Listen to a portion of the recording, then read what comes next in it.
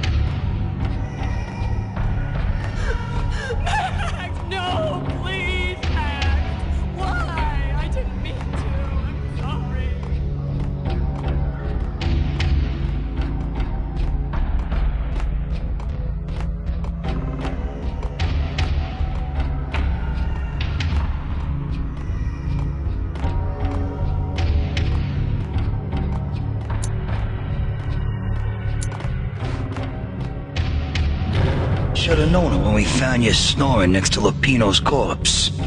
A comedian, huh? The pictures were filled with good old times. Alex and I had a few moments of glory between us. Crime-fighting comrades, the best in NYPD DEA collaborative team. Good-hearted macho bullshit like that. I would have given anything to have him here as my backup. No such luck. No luck at all.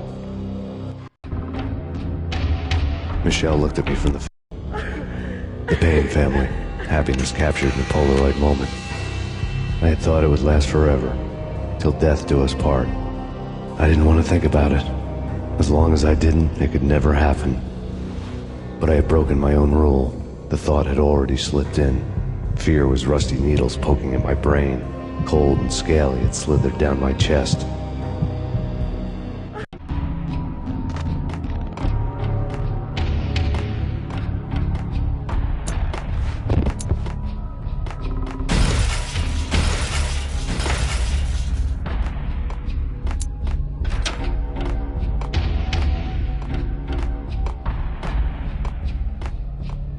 I really love Captain Baseball Bat Boy is my favorite.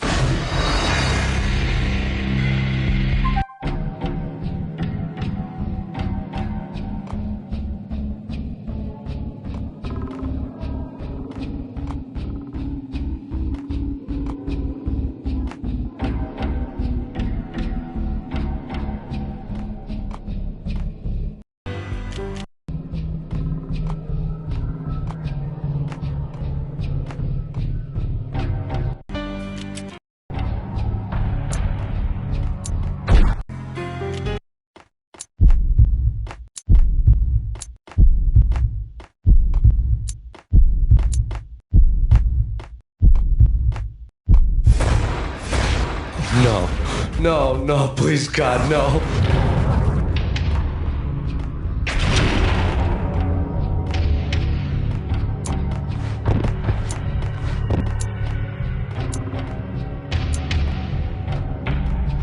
Slice him, dice him, shoot them full of holes, blow them to bits, vaporize them, disintegrate them. No matter what you do, they'll still be back good as new. Michelle's diary lay on the table. Max, no, please, Max. Why? I didn't mean to. I'm sorry.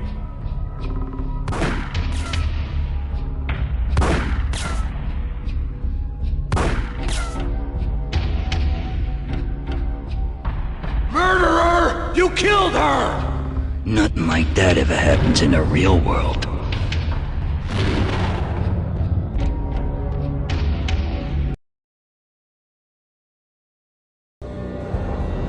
I woke up in a bad dream.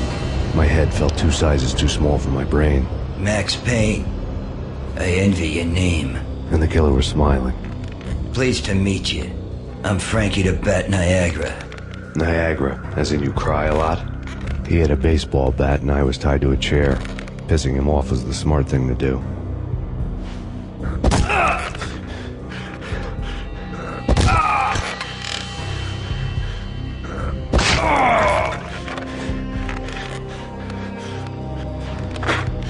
Nothing wrong with a little laugh now and then. Take me, for example. I love to watch cartoons. Cartoon violence is a fascinating thing. Let's take a break. I need to take a leak and maybe grab a cold one at the bar. Don't worry. I'll be back to finish this off. And then, it's checkout time. You play, you pay, you bastard. He swaggered out, and the door clanged shut behind him, locks clicking into place. Everyone makes mistakes. Mine hadn't been to crack jokes about the goon with the bat. He'd have cracked my skull regardless. It hadn't even been to trust a girl with a gun. I had blindly gone after the first bad guy on my hit list when I should have been aiming further up the ladder, at the head of the Punchinello family. I couldn't bring myself to be pissed at Mona. Guess I had a soft spot for a pretty face.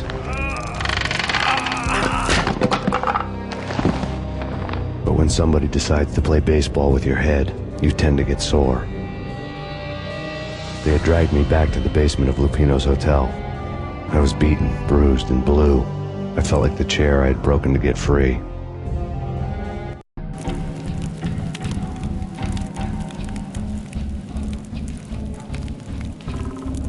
All I had was Niagara's bat, sticky with my own blood. Without a gun, I'd be no match for Frankie's men. I'd have to play hide and seek with them.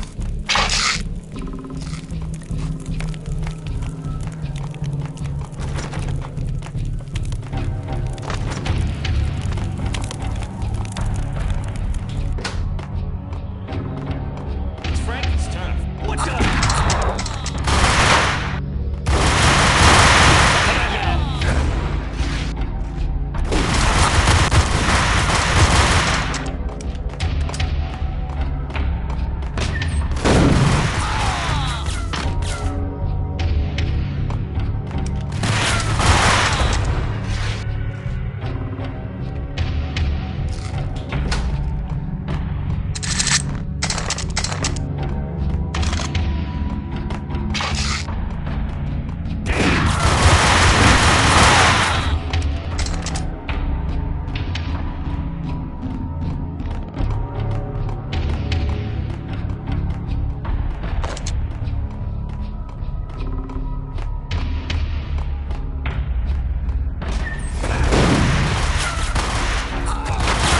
Newspaper caption for a murder scene.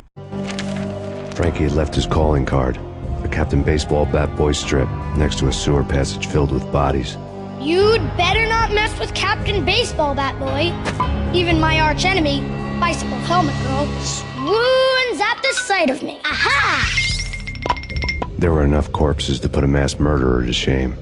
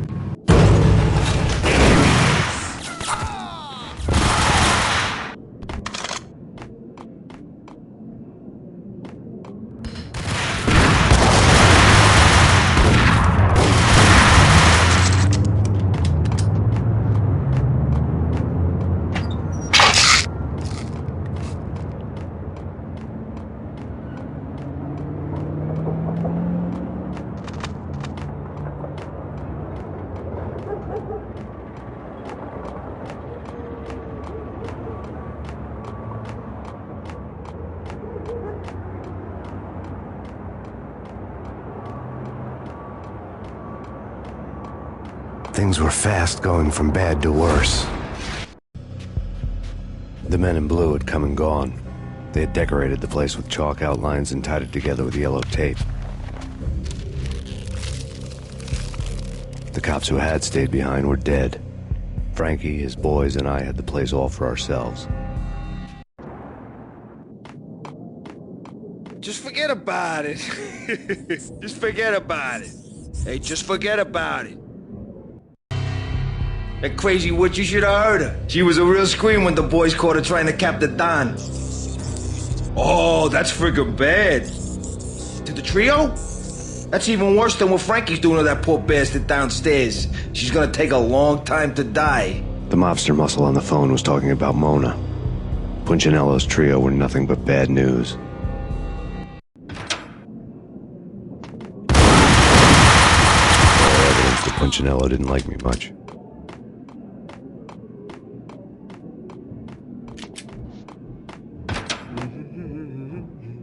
Yo!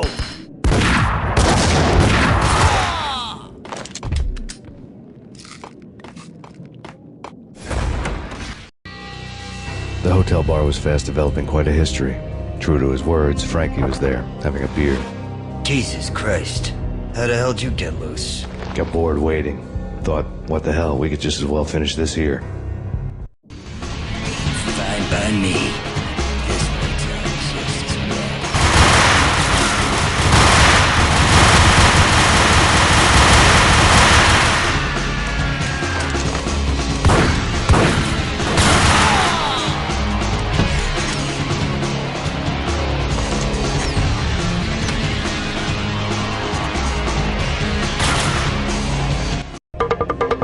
Thank you. You've been a lovely audience.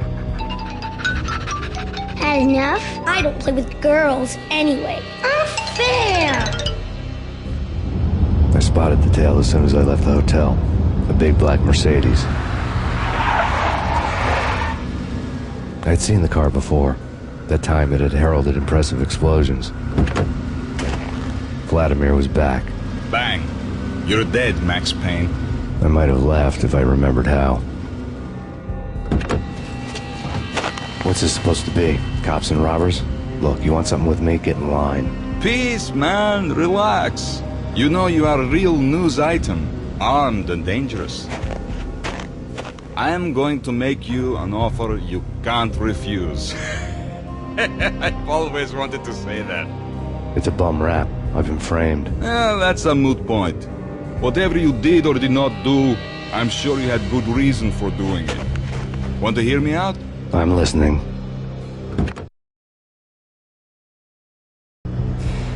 Punchinello messing with V is bad for business all around. But that's not all. There is this guy, Boris Dime, used to pull jobs for me. He's the captain of the cargo ship Charon. Now the bastard turncoat has gone over to the other side, Punchinello's. The ship's loaded with high-res hardware, guns, my business. If Punchinello gets hold of that cargo, he's won and I have lost. And you'll have your work cut out for you. If you want to get to Punchinello, you'll need heavy-duty persuaders. I am just the man to get them for you. Change the ship back under my flag, maybe pop 2 in the traitor Dime's head while you're at it. You'll get enough guns to start the apocalypse. You in or out? Let's get this show on the road. Vladimir was one of those old-time bad guys with honor and morals, which made him almost one of the good guys. None of us was a saint. The Brooklyn riverfront was a maze of rusty containers, sharp-boned cranes looming up from the snowstorm.